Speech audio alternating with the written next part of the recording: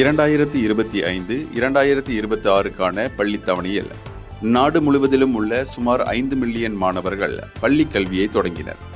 இதில் 4,61,198 மாணவர்கள் முதலாம் ஆண்டிலும் 4,60,494 மாணவர்கள் படிவம் ஒன்றிலும் தங்கள் கல்வியை தொடங்கினார்கள்.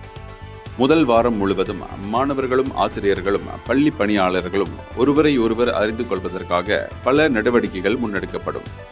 பள்ளி விதிமுறைகள், பாட அட்டவணை, பள்ளியில் இடம்பெற்றிருக்கும் வசதிகள் போன்றவற்றை பழக்கப்படுத்திக் கொள்வதற்காக முதலாம் மற்றும் படிவம் 1 மாணவர்களுக்காக அறிமுக நிகழ்ச்சி மேற்கொள்ளப்படும். இதனிடையே புதிதாக திறக்கப்பட்ட பள்ளியான SK தாமான் பிளாங்கி செமின்யேவை கல்வி அமைச்சர் ஃபத்லீனா சீடேக் பார்வையிட்டார். இந்த 3 மணி நேர பயணத்தின் போது ஸ்லாங்கூர் மந்திரி பசார் டத்தோசரி அமீருடன் சாரியுடன் பள்ளியில் உள்ள வகுப்பறைகளையும் பணியாளர்களின் அறைகளையும் பார்வையிட்ட பின்னர் பள்ளியின் மாணவர் நலனுக்காகவும் உதவிக்காகவும் 3000 ரிங்கிட் நன்கொடை வழங்கினார்.